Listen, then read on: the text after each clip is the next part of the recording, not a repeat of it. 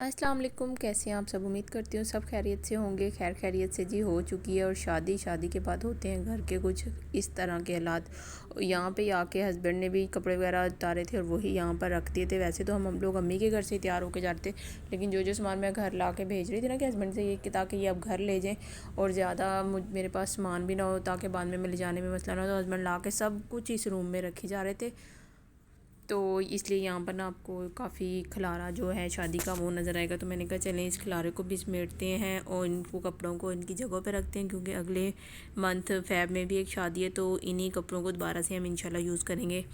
तो उनको समेटा है, सारी चीज़ों को, जो भी कपड़े वगैरह थे वो सब उनको पेटी में वापस तय करके रखा है, ताकि अगले फंक्शन पे भी वो काम आ जाए। और जो अगर कोई धोने वाले कपड़े भी, तो वो भी मैं यहाँ पर ना धोने के बाद सारा दिन यही सारी क्लीनिंग वगैरह करने के बाद आ चुकी हूँ हम नीचे वाले रूम में, जो कि मेरी मदर इन लॉ का रूम है। अब मैंने कहा चलें इसकी भी ज़रा डीप क्लीनिंग कर लीजिए, क्योंकि शादी पे वो जो सिस्टर इन लॉ का ना काफ़ी यहाँ पे सामान पड़ा हुआ था। तो उसका सामान जब वो लेके गई थी ना, तो मैंने उस टाइम इतनी ना यहाँ की कोई डीप क्लीनिंग नहीं की थी। सिंपल सी सारी सफाई वगैरह कर लेती थी, ताकि ये रूम है ना जो क्लीन लगे। लेकिन आज मैंने कहा चलें सारी चीज़ें समेट ही रही हूँ, तो इसको रूम को भी मैं डीप क्लीनिंग कर लेती हूँ। तो यहाँ पे इस कैबिन में जितने भी बर्तन वगैरह थे उन सबको मैंने उतारा, क्योंकि ये कैबिन आप ये कह लें कि शोकेस के तौर पर यहाँ पर इस्तेमाल हो रहा है।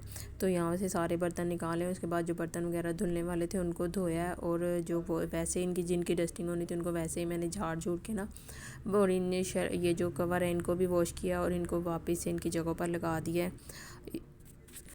तो एज आ शोकेस ये कैबिन यहाँ पे यूज़ हो रहा है। तो इसमें जितने भी कांच के बर्तन, कप और इस तरह की आइटम्स जो कि बहुत कम इस्तेमाल और यहाँ मेहमानों के आने जाने पर इस्तेमाल होती हैं, तो उन सारी चीज़ों को मैंने पहले यहाँ से निकाल लिया है। और उसके बाद अब जितने भी यहाँ पे जाले वगैरह लगे थे उन सारों को अच्छी तरह से डस्टिंग वगैरह करने के बाद इन बर्तनों को, कुछ जो धोने वाले थे उनको धो लिया, और जिनकी सिंपल सी डस्टिंग होनी थी उनको मैंने मिट्टी वगैरह झाड़ के ना दोबारा से वापस ही इन कैबिन्स में अरेंज कर दिया। और यहाँ पर ये देखें जी, मैंने वापस से सारे बर्तन अंदर रख दिए और इस शीशे वगैरह को भी साफ़ कर लिया।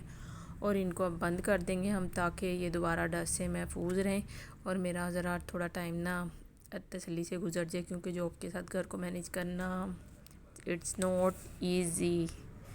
और उसके बाद बेडशीट थी तो वो भी साफ़ थी, क्योंकि यहाँ पे कोई सो नहीं रहा था। तो सिर्फ फिर मैंने ना इनको झाड़ा है और इनकी साइडें चेंज कर दी हैं, क्योंकि मैंने जैसे आपको भी बताया कि ये साइडें चेंज करने की ज़रूरत थी। ऊपर डस्ट वगैरह हल्की सी थी, तो उसको मैंने अच्छी तरह से झाड़ा है। और इनके जो तकिए वगैरह थे उनको सेट करके बेड को अरेंज वगैरह कर दिया। बेड के नीचे वगैरह से भी सारी झाड़ू वगैरह निकाली थी, ताकि ये जो गंद वगैरह है ना वो निकल जाए। जैसे कि मैंने आपको पहले भी बताया, यहाँ पे उसका आनंद का जहेज़ पड़ा हुआ था सारा, तो वो सारी चीज़ें जब निकली हैं तो बेडों के नीचे भी काफ़ी गंद था। तो यहाँ पे उस साइड की बेडशीट चेंज करने के बाद ये जो डबल बेड पड़े हुए इनकी बेडशीट्स को मैंने चेंज कर लिया है। वही से चेंज नहीं किया, खैर साइडें चेंज कर लिए। काम करते हुए करते इतनी गर्मी लगने लगी थी कि मुझे अपनी ना शॉल वगैरह को निकालना पड़ा।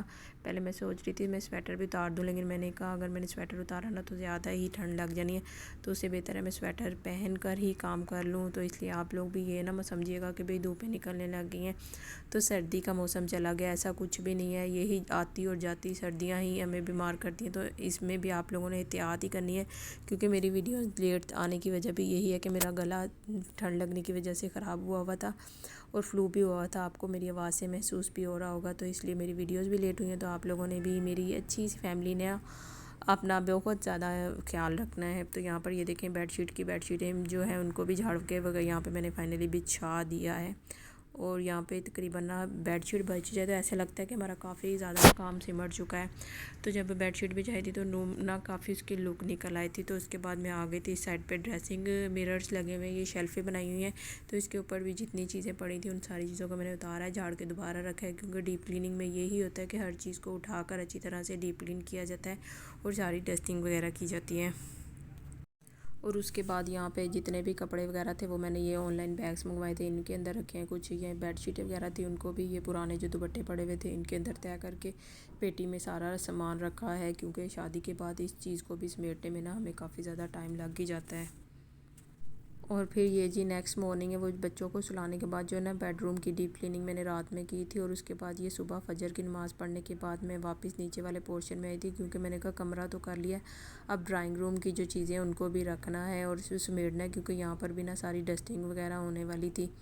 तो मैंने कमरे से सारी झाड़ू वगैरह निकालने के बाद उसकी लाइटें वगैरह बंद कर दी हैं। और फिर उसके बाद जितनी भी ड्राइंग रूम की सारे सोफ़े वगैरह थे, डाइनिंग टेबल यहाँ पे पड़ा हुआ है, उन सब की अच्छी तरह से डस्टिंग वगैरह की है। दीवारों पे जो पेंटिंग वगैरह लगी थी उन सब की भी अच्छी तरह से डस्टिंग की है।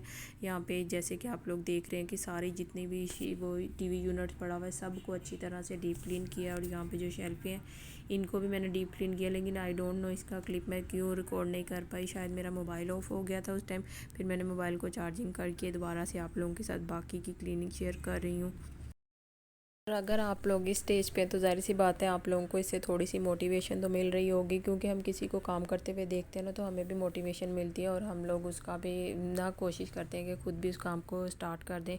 तो अगर आप लोगों को इस स्टेज पे मेरी वीडियो ज़रा सी भी अच्छी लगी है या कुछ भी आपको लोगों को इधर से मोटिवेशन मिली है तो मेरी वीडियो को लाइक करें, शेयर करें, चैनल को सब्सक्राइब करें और बेल आइकन को आप लोगों ने लाजमी दबाना है। और यहाँ पर आप लोग मेरे घर की पूरी ड्राइंग रूम की और मदर इन लॉ के रूम की ना लुक देख सकते हैं कि डस्टिंग और सारी क्लीनिंग करने के बाद हर चीज़ नीट एंड क्लीन हो चुकी थी। और हर चीज़ जब नीट एंड क्लीन हो तो एक सेटिस्फेक्शन होती है। तो अब मैं लाइटें वगैरह बंद करके ऊपर जाऊंगी और बच्चों को नाश्ता दूंगी और आप लोगों के साथ मिलूंगी अगले व्लॉग में। अल्लाह हाफिज़।